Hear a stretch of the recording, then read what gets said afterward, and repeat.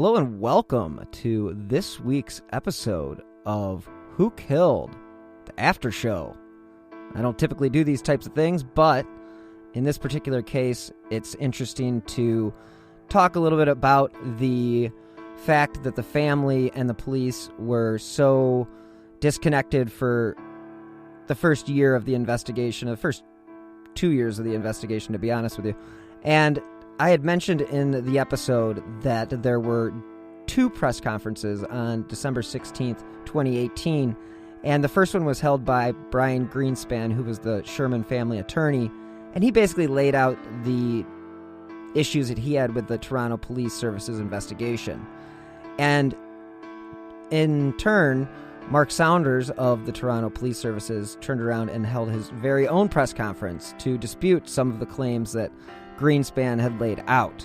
So what I'm doing this week a little differently is I'm actually just going to play you guys both press conferences, and I do hope that you listened to the first part of my conversation with Nick about the Honey and Barry Sherman murders. And again, this is a very interesting case, and just 2 days ago there was information from the police about a person of interest actually being named. Now, they didn't actually come out and name him, but they said that they have a person of interest. So this is all very much a fluid situation. So again, I'm going to play you guys. The first conference is that of Brian Greenspan, and the second is that of Chief Saunders. Now, take a listen and see if you can pick up any of the discrepancies between the two. Thanks so much. Hope you're enjoying your holiday shopping. Thank you for attending today. My name is Brian Greenspan.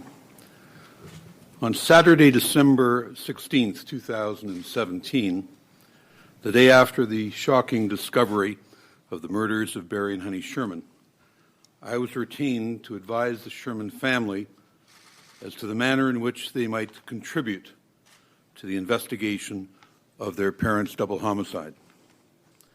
The family had been understandably outraged by the unfounded police statement on Friday evening, which they believed from the outset had jeopardized and indeed compromised the integrity of the investigation.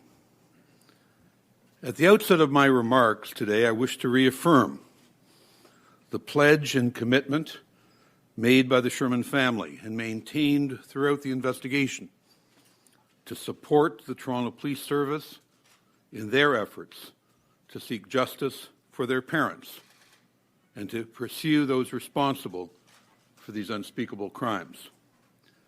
The sole objective of ensuring that no stone be left unturned and the private resources which the Sherman family will continue to make available is the enhancement of the police investigation of their parents' murders and the advancement of the common goal of finding and prosecuting the perpetrators. When Barry and Honey Sherman were murdered more than 10 months ago, the only hope and expectation which the family had is what every grieving family of every victim of violent crime should expect: a professional and comprehensive investigation in order to seek justice and closure. While the lifestyle or the position which a victim has held in society should never have a bearing on either the public resources or the commitment which investigators have in solving a crime, it is also understood that investigations of this nature are complex and time-consuming. The Sherman family is acutely aware of the pressures and responsibilities placed on the Toronto Police Services, particularly in 2018. This year has seen unprecedented acts of violence in our community. It is understood by the family that the Toronto Police Service Homicide Squad has been heavily taxed. My mandate at the outset included assembling a distinguished group of homicide and forensic investigators with the commitment which we first expressed to the Toronto Police Service on Monday, December 18th, 2017, 4 days after the discovery of these crimes, and which we have reiterated on numerous subsequent occasions. Never to interfere or compromise the investigation, but rather to provide support during this challenging process. We have benefited from a team of distinguished investigators. 4 of this group join me today. Let me briefly introduce them. Tom Klatt, who organized our efforts, enjoyed a celebrated career with the Toronto Police Service, which spanned over 2 decades, and during which he spent 7 years in homicide, where he was involved in more than 70 murder investigations. He also served as a key member of the Intelligence Bureau and elite units investigating organized crime and international drug distribution. Mike Davis enjoyed a legendary 32-year career with the Toronto Police Service, and during his 17 years as a detective and detective sergeant in the homicide squad, was involved in more than 100 murder investigations. Of significance in our efforts, he has been qualified as an expert on the standard of police investigations and police practices, both in the Superior Court of Ontario and the British Columbia Supreme Court. Ray Zarb was a member of the Toronto Police Services for 33 years, and for over 14 years also served as a detective and detective sergeant, during which he was involved in excess of 60 homicide investigations and countless suspicious deaths. He was also a key participant in the Special Projects section, where he assisted in the investigation, extradition, and conviction of homicide suspects internationally. He also initiated the formation of the Cold Case Unit. Brian Dalrymple also joins us today. During his 28 years with the Forensic Identification Services of the Ontario Provincial Police, his expertise in fingerprint and footwear identification, body examination, computer enhancement, and forensic photography were utilized in numerous homicides and major projects targeting organized crime. He was a pioneer in the use of lasers to detect fingerprints, and as a result, the OPP became the first police agency in the world to be operational with this technology. Other key consultants upon whom we have relied include Dennis Bulligan, who served with the Toronto Police Service for 35 years and as a staff sergeant in charge of specialized operations with the Forensic Identification Services, and as a detective sergeant in charge of operations for the Scenes of Crime section. Alan Benton was the coordinator and an instructor in the Provincial Scenes of Crime Officer Training Program. He was previously a forensic identification instructor at the Ontario Police College and a member of the Toronto Police Service for over 30 years.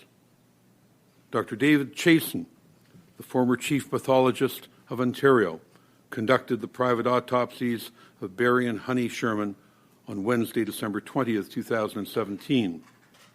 And Dr. Peter Collins, Associate Professor of Forensic Psychiatry at the University of Toronto, has extensive law enforcement experience in violent crime analysis and has served as a consultant with respect to the crime scene.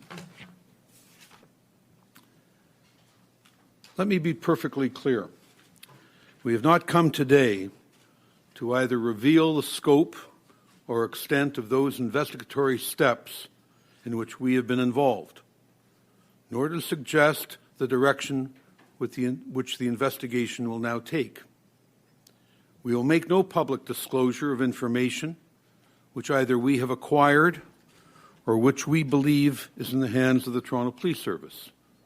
We have also always understood the need to maintain the integrity of the police investigation and the potential concerns with respect to sharing information with parallel private investigators. We will do nothing to compromise the public or private efforts to bring those responsible to justice. Nevertheless, we have also persistently urged the Toronto Police Service and their counsel to consider the wealth of academic literature which supports the value of public-private partnerships in law enforcement and the advantages of utilizing private resources to advance complex investigations. We believe that there are procedures which can be established to protect the integrity of a police investigation in achieving our common goal, finding and prosecuting the perpetrators of these unspeakable crimes. Australian scholars have identified a number of key factors critical to the success of private-public partnerships, including mutual respect, information sharing based on high levels of trust and confidentiality, and a willingness to experiment and consider all ideas. It has never been our intention to alienate the Toronto Police Service or to conduct an audit of their performance. Our intention has been to provide additional resources and enhance the investigation. It remains the belief of the Sherman family that by working together, we will increase their chance of finding justice.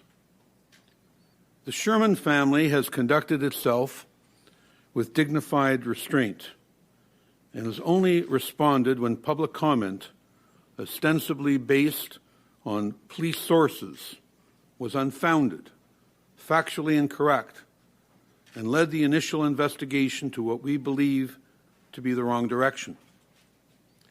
Their experiences during the course of the investigation have led the family to reluctantly conclude that they must publicly share their concerns. In moving forward after more than 10 months of silence and frustration, the Sherman family felt it appropriate for the public to understand why they believe that it is time for a new initiative. On December 15, 2017, as you know, Barry and Honey Sherman were discovered in the basement of their home in Toronto. Toronto police attended the scene, and before any investigative or inquiries had taken place, they came to the conclusion and announced to the public that there was no sign of forced entry and that they were not currently seeking any suspects. That misguided, indeed unfounded conclusion left the wrong impression that this was a self-inflicted crime, either a suicide or murder-suicide. That comment set the wheels in motion and conveyed a false sense of security to the public and devastation to the Sherman family.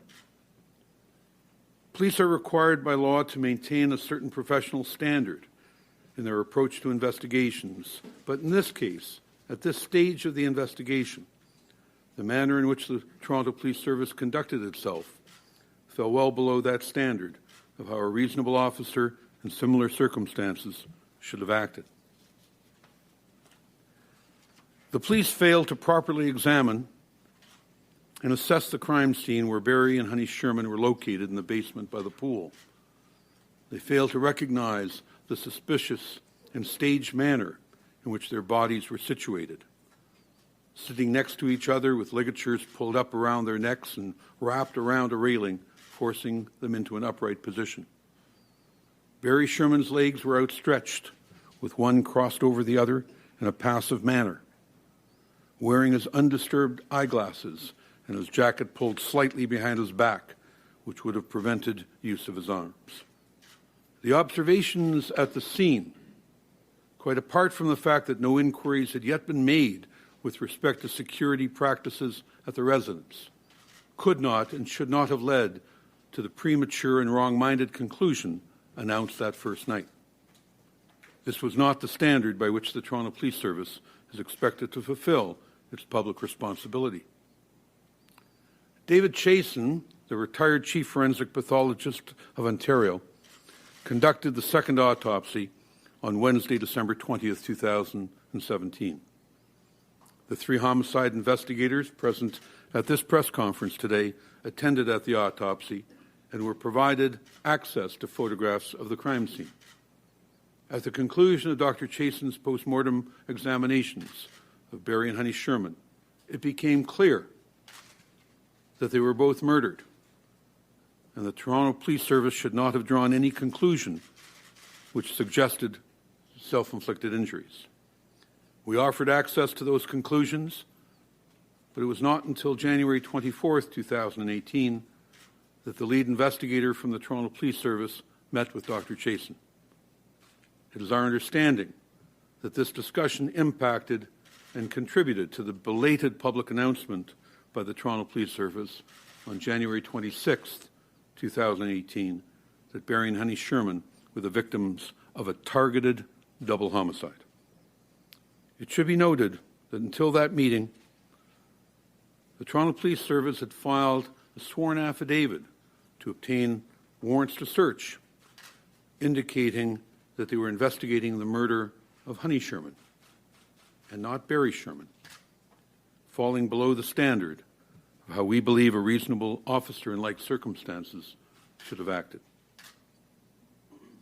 While the Toronto Police Service held on to the Sherman family home for 6 weeks, best practices were not followed. For example, it would be typical in a murder investigation of this sort to have vacuumed the immediate area where the Shermans were found. The intruders might have left behind a small sample of hair or fabric. The Toronto Police Service failed to follow best practices and did not vacuum the area. When the crime scene was turned over to the Sherman family, our investigative team vacuumed at the outset of their examination, which unfortunately was now a contaminated crime scene.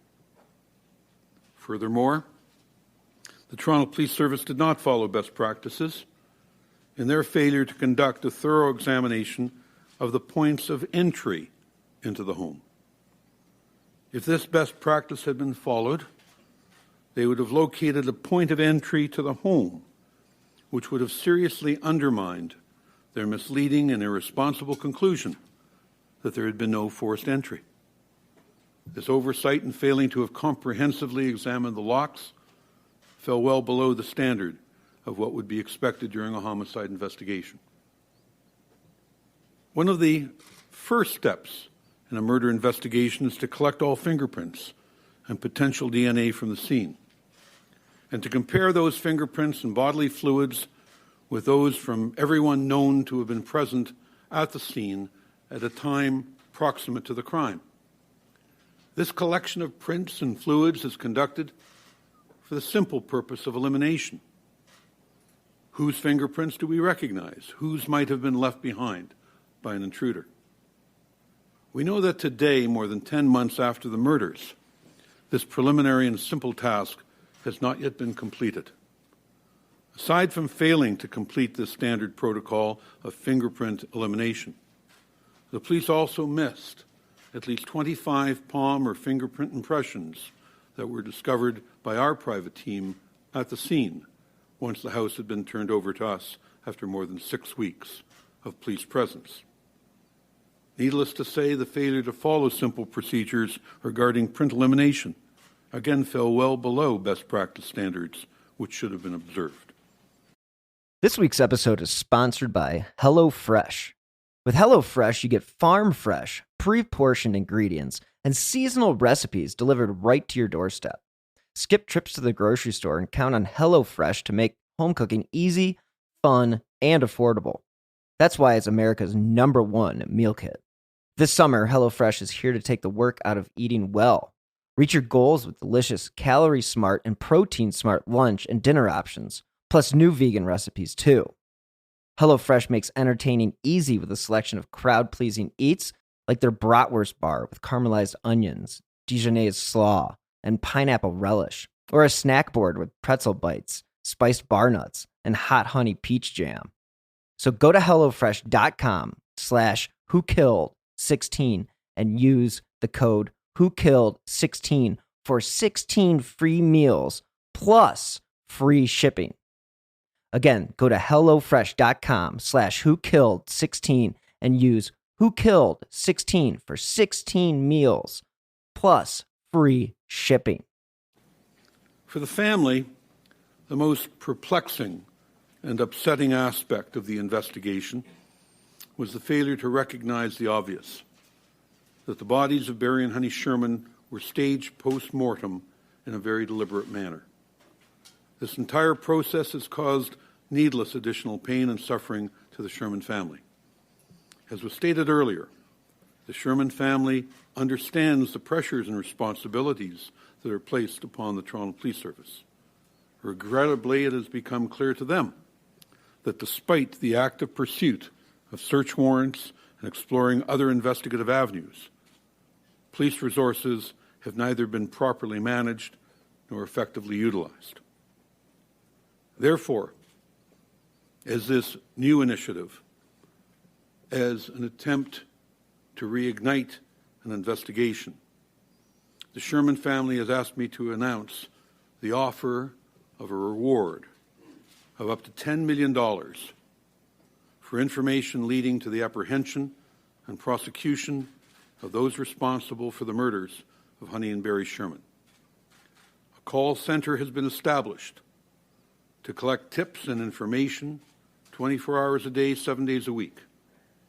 It will be live monitored from 8 a.m. to 8 p.m. daily and monitored by voice message overnight. The leads will be analyzed and vetted, and any meaningful information will be conveyed immediately to the Toronto Police Service. The toll-free number, North American Reward Line, is 1-833-668-0001, and the international number is 011-905-849-7373. Those lines have now been activated. In establishing both the reward process and the call center, we believe that the assessment of eligibility for reward and the contribution and value which information might be assessed should be evaluated in accordance with accepted international protocols and administered by an independent panel. We therefore also announce that the following three distinguished participants in the criminal justice system have agreed to assist us in this effort and serve as that panel. Matthew Turigian. Mr. Turigian was formerly Waterloo Region's Chief of Police, a past president of the Ontario Association of Chiefs of Police, and a member of the Board of Directors of the Canadian Association of Chiefs of Police. He's a graduate of Wilfrid Laurier University and holds a master's degree from the University of Western Ontario. He was invested as an officer of the Order of Merit of Police Forces in 2012. From June 2014 until this past week, in October of 2018, he served as Ontario's Deputy Minister of Community Safety. His portfolio included the Ontario Provincial Police, Public Safety, including police education and training, as well as death investigations in Ontario. He is currently a Distinguished Fellow at the Monk School of Global Affairs in Public Policy and Global Policing at the University of Toronto. Dr. Peter Collins, who I mentioned previously, assisted with respect to the staged nature of the Sherman homicides, is an Associate Professor of Forensic Psychiatry at the University of Toronto. He has for almost 20 years been a key consultant in law enforcement with violent crime and behavior analysis units of major police organizations both in Canada and the United States. He has worked with and instructed numerous criminal justice agencies, not only in North America, but in Europe, South Africa, Southwest Asia, South America, and Australia. Frank Addario, a distinguished colleague of mine, recognized as one of the leading criminal defense lawyers in Canada, and in 2016 was awarded the G. Arthur Martin Criminal Justice Medal for his contributions to criminal justice. He is a past president of the Criminal Lawyers Association of Ontario, a fellow of the American College of Trial Lawyers, and a vice president of the Canadian Civil Liberties Association. In 2012, he was awarded the Diane Martin Medal for Social Justice through Law, recognizing a member of the Canadian legal community who has demonstrated a commitment to using the law as a means of achieving social justice. And finally, on behalf of the Sherman family, we would invite Chief Saunders of the Toronto Police Service to appoint a member of the force to join this panel in administering and assessing the eligibility for this reward. As I said at the outset of these remarks, the Sherman family is committed to ensuring that no stone be left unturned, and that whatever resources that may contribute are available to law enforcement in achieving our common goal. So there you had Brian Greenspan breaking down the case as far as he saw it. And now I am going to play you Chief Mark Saunders' press conference from that very same day. So enjoy. Good afternoon, and thank you for attending Police Headquarters.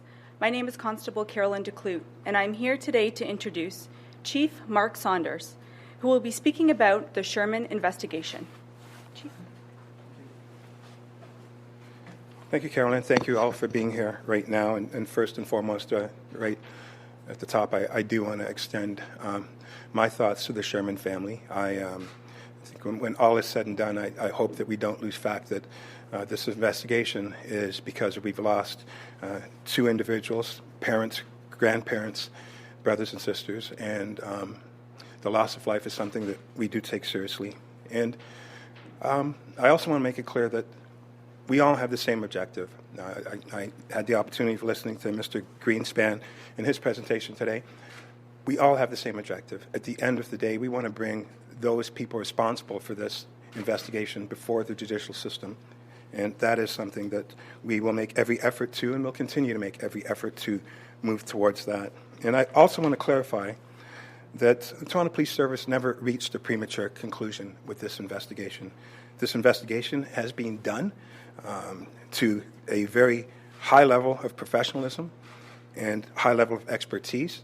I know Detective Sergeant Susan Gomes, and she has been a homicide investigator for quite some time, very credible in the courtroom, has presented herself well in every case that I have seen her involved in.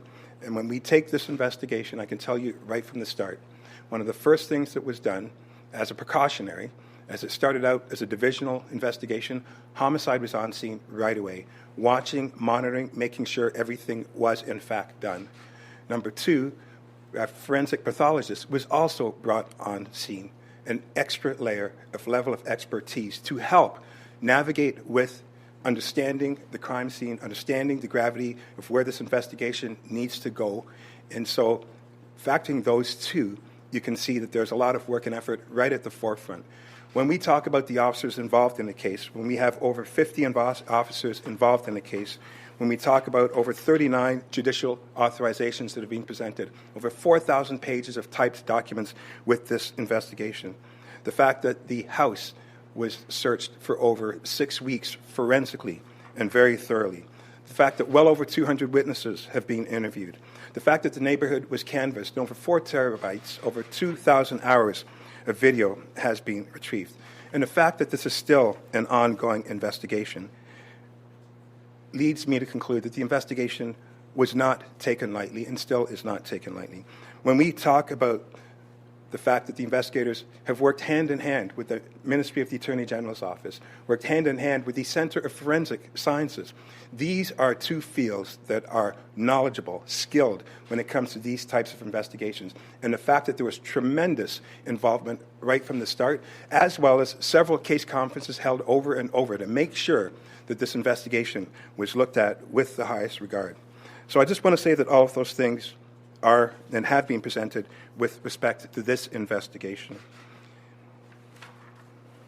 We have created important partnerships, as I've just described to you, and along the way, we've received reassurance from important legal minds. I want to take you to Justice Pringle, who has a full understanding of the investigation when she read the informations to obtain, and her conclusion speaks to the thoroughness of the investigation. And so we put all of these things together, and we conclude that the investigation was done well and continues to be done well. But I do want to say it's not over yet. I do want to say that we are continuing to work very hard to reach the conclusion that we feel we can reach with the help of the public. I don't want to get into specifics of all of the evidentiary pieces that were spoken about, but I will say that the evidence will take us where we need to go, and we'll continue to work and try our best to resolve this investigation to reach a successful conclusion. And we encourage the lawyers that we have right now to continue the discussions regarding the information and the protocol for exhibits sharing so that we can have a proper and robust protocol that will help us in furthering this. And we also support the family's decision to put up the reward. Anything that helps lead to a successful conclusion, I think, is a good thing. We know that historically that rewards don't necessarily help when it comes to concluding cases, but this is an opportunity that may offer great assistance. It certainly will put the investigation back in light again, and hopefully there are people that are out there that have an understanding or have information that can help further this investigation. So, as always, there is that public appeal, so that if anyone has any information that hasn't provided that information yet, to please contact the Homicide Squad at 808-7400 and help us solve this investigation. And I will take any questions if anyone has any right now. Chief, we heard from the family's lawyer proposing a public-private partnership, offering Toronto Police private resources. Is that something that you're open to? Well, you know, that point was something that was brought up, and examples were also brought up when we talk about forensic accountants and specialized entities within the private sector that help us solve particular crimes. When I talk about the modernization plan and talking about creating stronger partnerships to enhance community safety, those are things that are considered. But I will tell you, it has to withstand the integrity of the court of law. It has to withstand the continuity piece, and it also has to go through that bias lens. What is that private sector? What is the vested interest in that private sector? Who is paying that private sector? Does it have any influence or effect on that particular investigation? So these are things that have to be scrutinized and have to be weighed out, because at the end of the day, for a conclusion to any type of investigation, it has to be brought before the court of law. It has to withstand all of those tests in order to be successful. And that's our end game. It has to be done successfully to withstand the scrutiny that will be brought before any courts. Are you saying that you don't think that the team assembled or suggested by the Sherman family and their lawyer would meet that test then? I didn't say that. The question was asked, and I answered that question. What kind of communication have you had with a private investigator, and have you received the information or the evidence, as they're calling it, that they have discussed? In its totality, no, but I can say that there was a face-to-face in May of this year, and the request was to receive the evidence that was seized so that it can be put into the investigation, and the lead investigator, who has the best knowledge of this case, has the opportunity to reach that conclusion that we're all trying to reach. Due to the... Well, there are specifics that need to be also added on. I won't get into that because it does lead towards evidentiary pieces, which I don't want to disclose. Some things were disclosed today that, I have to be cognizant that the suspects are suspects, no doubt, are watching this right now. I know that for a fact. And so I want to be careful to not present any evidence to help that particular person or individuals that are responsible. And so I'm not trying to not answer the question, but I'm cognizant of what the big picture is. And so there are times when I won't be able to give a fulsome answer to certain questions that are going to be asked. Do you fear then that them speaking out about some of the specifics of the things that they brought forward could then jeopardize the case? I will get back to what the initial thought was, and I do believe that we all have the same goals. The Sherman family are frustrated and concerned, and I do believe that Mr. Greenspan has the same objective that we have, which is to reach a conclusion. We would love to do that. There are steps in order to get there. The Toronto Police Service continues to lead all investigations, especially when they are serious ones, such as homicides. And what that map looks like to get to that finish line, we will figure out as the lawyers have their conversations. Chief, harsh criticism for Toronto Police. We heard from the family's lawyer, things like the door locks not being investigated, fingerprints and DNA from the scene. That should have been done right away. How do you respond to that? Well, I just want to make a comment when Justice Pringle, there are very few people that have the entire investigation. And Mr. Greenspan does not have the entire investigation. Justice Pringle has had a look at the most recent information to obtain. My lead investigators have the full understanding of the investigation. CFS has a lot of the information, and the Ministry of the Attorney General. And Justice Pringle said a comment which I think leads to today, where she said, read out of context and in isolation, bits and pieces of information have real potential to be misleading. And so because you don't have all of that information, homicide investigations are dynamic, they're fluid in nature, and the best person to make the decisions in real time are the lead investigators, the highly trained lead investigators. And I will tell you that the members of the Toronto Police Service do the most homicides in Canada. They are challenged and scrutinized more so than any others, and rightfully so, and they accept that challenge.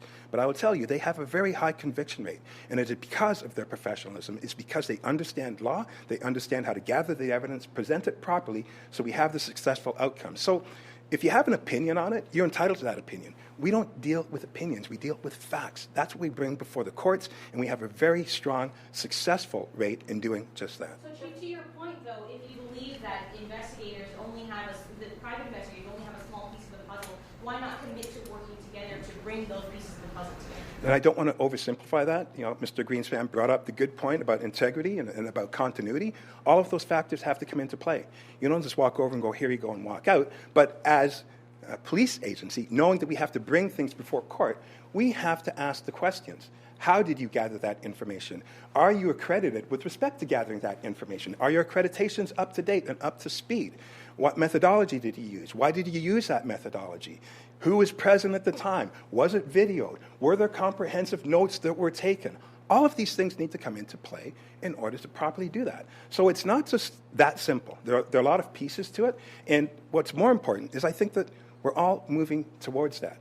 And I'm not trying to create a divide here. I think that this is an opportunity, that we do have that opportunity to move forward, to reach that successful outcome. I think that would be something that we'd like to have at the end of the day. But those things have to be considered when it comes to how things happen. It's not that simple. Wouldn't having a formalized partnership help you answer some of those questions to make sure that you basically have a bunch of extra hands helping? You're able then to check that they're using, methods that will stand up to tests in court. And I got to tell you, I answered that question. If you heard me the past 5 minutes, I really did. Why haven't we heard from Toronto Police in the last 10 months? Why have there been such few updates? It's not, the update is not important. What is important is the investigation is ongoing, the investigation is continuing, that the investigation is furthering. And when you read Justice Pringle's comments, she states just that. It's not me saying that. Highly trained officers of the court are saying that. And I get my briefings when I need them. I have all the faith in the investigators that work on these investigations.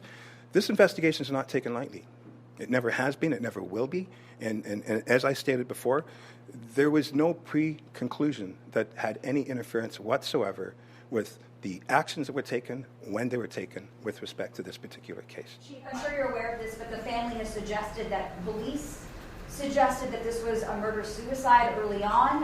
Obviously something they did not agree with. They were very upset by that. But we heard very early on from detectives that they weren't looking for any suspects. There was no sign of forced entry and no concern for public safety. Why would you say that so early on?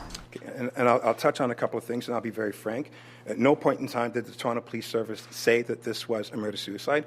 People took the ball and ran. We did not say that, and I will be very clear on that. And the point that you're talking about, yes, early on in the investigation, officers spoke, and there's a backstory to the whole thing. What was said was that to alleviate the concerns of the neighborhood, and to further go on and say people in the area's mindset at ease. Those things were said in that statement. And it was because in that particular area, I'm not sure if you are aware, but there was an inordinate rash of break-and-enters in that area. Something like 160 break-in areas in a very affluent area that had happened in a very short period of time. That neighborhood, that community was incredibly alarmed. Their concern was, are we going to be able to sleep tonight? Was this a break-and-enter gone wrong? Should we sleep? Should we go somewhere? What is going on? And so a town hall was had a week and a half before addressing those very concerns for that specific community. So when that officer was speaking in context of that geographical neighborhood, which is why he clearly said, I want to alleviate the concerns of the neighborhood. I want to put the neighborhood's mind at ease. But to say there were no suspects? And still, the official stance that we took was suspicious. It was a suspicious investigation right from the start. Any homicide investigation, when a determination of the investigation is made, is after the postmortem. It's after the postmortem. Any homicide case, when we say what it is after the postmortem. It's not said on scene. And so the lead investigator is a person responsible for that. The lead investigator worked hard with the Center of Forensic Science and with the Ministry of the Attorney General's office. But I can tell you, in less than 24 hours, it was a suspicious investigation. And due diligence was exercised. It did not in any way reflect on the mindset or the direction that was taken with this particular investigation. Is there any part of this investigation that you think was mishandled? What was that? Is there any part of this investigation, this high-profile investigation, that you think, from your point of view, was mishandled? Well, I can tell you personally, being involved in homicide investigations and running homicide investigations over and over again, I can take every single case that I've done, and there are things that I could have done differently. So the generic answer to that is any given time, yeah. Could you be a better person tomorrow? Sure. So it's the answer, anyone at any time could do something different with respect to their investigations from any magnitude. But what I do want to get across is this is a homicide investigation. This is taken seriously. Highly trained officers who have to make decisions in a very fluid and dynamic environment in real time. And nobody, and I repeat, nobody has the ability of making the proper decisions than those people in those moments based on the three-dimensional components of what has to be understood, interpreted, analyzed, and then figuring out what the next step is to move the investigation further. Thank you very much.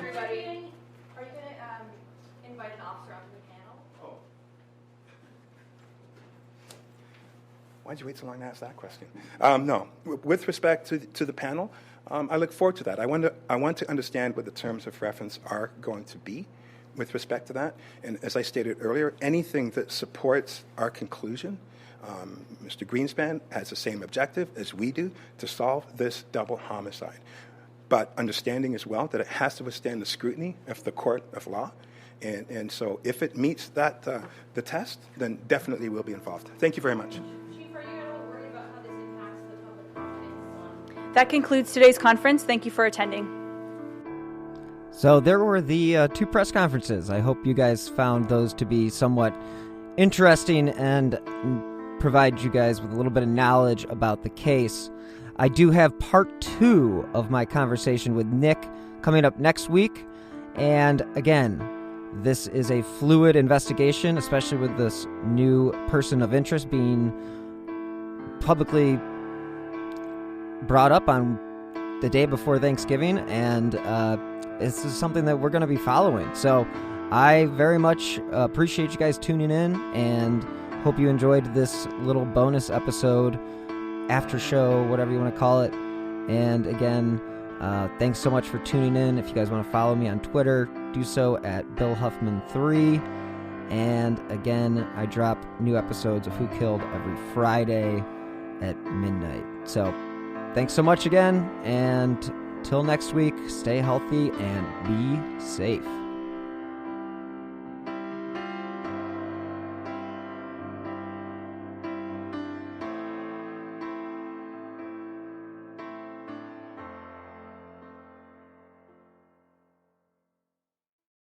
Have you ever wondered about things that go bump in the night, or objects in the sky, or other things you just couldn't explain? Then join me, Jim Mallard, on my podcast, The Mallard Report. Each week, you'll find engaging conversations with guests who are authors, historians, and scholars who lend their expertise as we discuss current events and venture into the fringe and paranormal. The Mallard Report hits controversies head-on, yet remains conversational, and can be found on Apple Podcasts, Spotify, and any other major podcast platform. Hear Her Sports is a podcast for everyone who loves stories by and about women striving to improve and make a difference in their lives.